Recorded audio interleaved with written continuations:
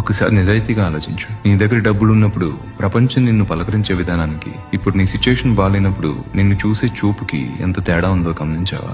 జేబులో గట్టిగా డబ్బులు ఉన్నప్పుడు నువ్వు చెప్పే చెత్త జోక్కి కూడా నవ్వే జనం, అదే డబ్బులు లేనప్పుడు నువ్వు చెప్పే నిజమైన బాధని కూడా నటన అని కొట్టి పారేస్తారు. మన సినిమాల్లో, కథల్లో డబ్బు కంటే ప్రేమ గొప్పది, బంధాలు గొప్పవి అని వింటాం. అవి వినటానికి చాలా బాగుంటాయి. కానీ రియల్ లైఫ్ లో ఆకలి వేసినప్పుడు, ఇంట్లో వాళ్ళకి ఆరోగ్యం బాగోనప్పుడు, హాస్పిటల్స్ చుట్టూ తిరిగినప్పుడు అక్కడ మాట్లాడేది ప్రేమో త్యాగమో కాదు, కేవలం డబ్బు మాత్రమే. ఇది చాలా చేదు నిజం, కానీ ఒప్పుకొని తీరాలి. నీ దగ్గర డబ్బు లేనప్పుడు నీ కోపాన్ని ఫ్రస్ట్రేషన్ అంటారు, నీ మౌనాన్ని పొగరు అంటారు, చివరికి నీ జ్ఞానాన్ని కూడా సొల్లు కబుర్లు అంటారు. అంతెందుకు, నువ్వు ఎవరి కోసమైతే ప్రాణమిస్తావో వాళ్ళు కూడా నిన్ను వేస్ట్ ఫెలోలా చూస్తుంటే ఆ నొప్పిని భరించడం నరకంలా ఉంటుంది.